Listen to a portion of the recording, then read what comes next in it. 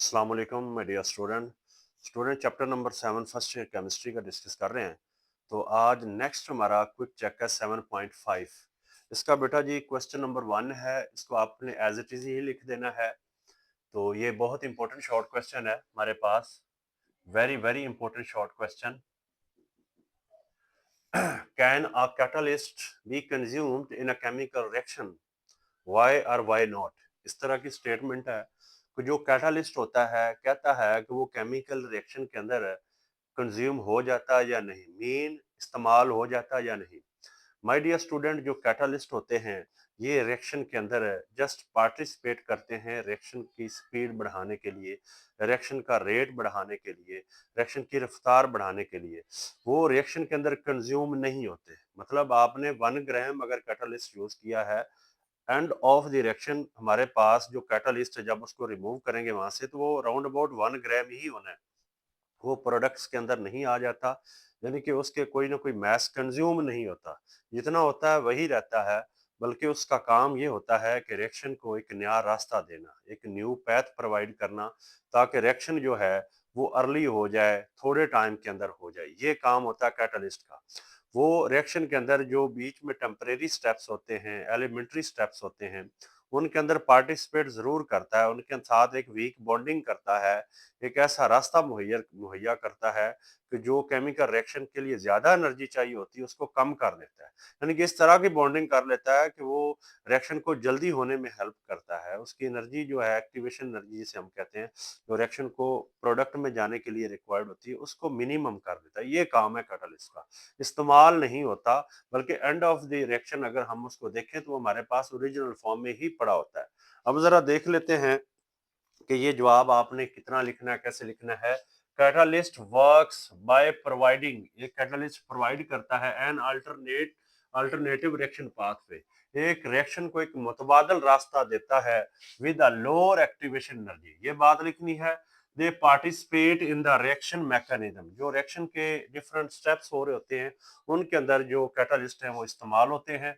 Forming a temporary bond with the reactants but are regenerated in their original form at the end of reaction। ये already बात my dear student मैंने आपको बता दी है कि end of reaction के ऊपर है वो कैटालिस्ट अपनी ओरिजिनल फॉर्म में होता है। दूसरा क्वेश्चन है, ये हमारा हो गया। दूसरा भी एक इंपॉर्टेंट शॉर्ट क्वेश्चन है।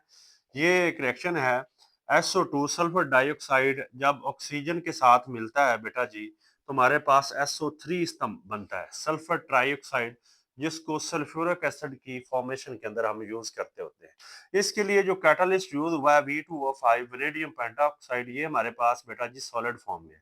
क्वेश्चन ये है, एक्सप्लेन, वजाहत करें, वेदर द रिएक्शन की, ये रिएक्शन बिलो ये जो लिखा हुआ है is an example of heterogeneous और होमोजीनियस कैटालाइसिस। ये रिएक्शन एक कैटालिस्ट की मौजूदगी में हो रहा है, इसे हम कैटालाइसिस कहेंगे। वो रिएक्शन जो किसी कैटालिस्ट की मौजूदगी में बेटा होता है उसे कैटालाइसिस कहते हैं।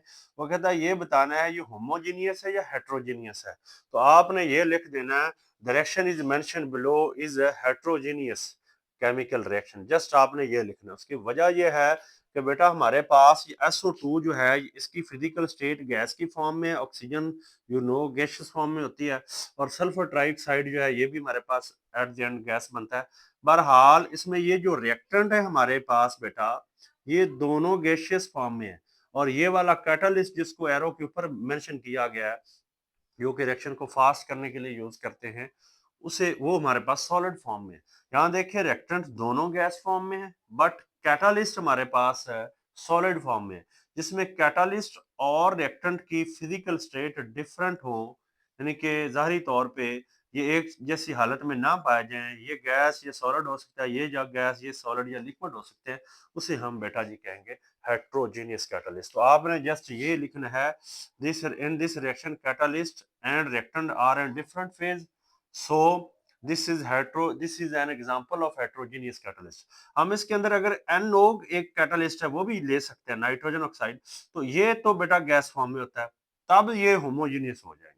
लेकिन इस कैटलिस्ट की मौजूदगी में ये वाला रिएक्शन हमारे पास होगा हेट्रोजीनियस।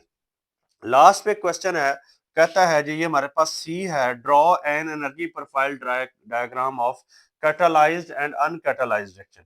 यानी कि जो केमिकल रिएक्शन होता है उसके लिए हमें कैटालिस्ट कुछ के लिए रिक्वायर्ड होते हैं। तो अगर हम उनको ग्राफ की फॉर्म में बेटा लिखते हैं, अगर हम ये देखना चाहते हैं कि ग्राफ से हमें कैसे आइडिया होगा कि रिएक्शन जो हुआ है in the presence of catalyst है या विदाउट कैटालिस्ट है, in the absence of catalyst, तो कैसे लेंगे?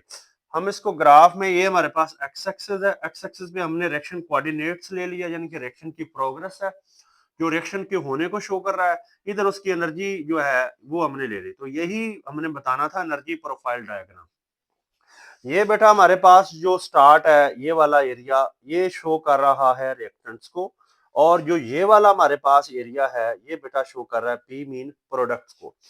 अब रिएक्टेंट्स आपस में कोलाइड होते हैं, कोलाइड होने के बाद वो इस ये जो टॉप हिल है इसको इसको वो अबूर करते हैं, मीन ये उनकी एक मैक्सिमम एनर्जी को शो कर रहा है।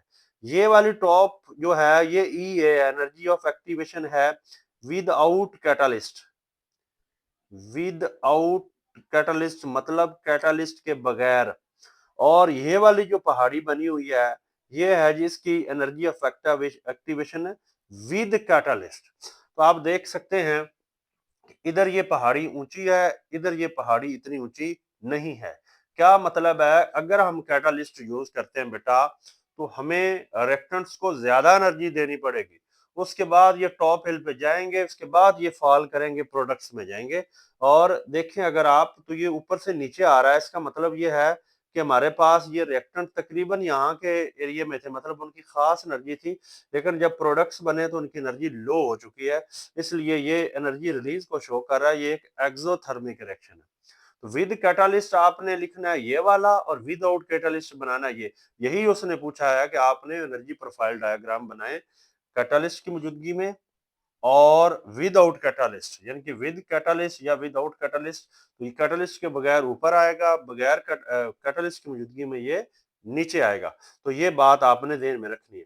और अगर आप देखें तो ये खास हमें फर्क नजर आ रहा है इनकी एनर्जी ऑफ एक्टिवेशन का। ये विद कैटालिस्ट है, ये विद कैटालिस्ट, और ये विदाउट कैटालिस्ट, तो इतना ज्यादा जो गैप है वो यहाँ पे नजर आ रहा है। इसका मतलब है अगर हम कैटालिस्ट यूज करते हैं तो एक न्यू पैथ मिल जाता है रिएक्शन को, एनर्जी ऑफ एक्टिवेशन लो हो जाती है, और इसलिए जो रिएक्शन है वो स्पीड अप हो जाता है, जल्दी हो जाता है। तो ये बेटा क्विक चेक 7.5 के ये जो 3 क्वेश्चन है उसके आंसर आपके साथ शेयर किए हैं, उनको अच्छे से माय डियर स्टूडेंट आपने प्रैक्टिस कर लेनी है। Thank you.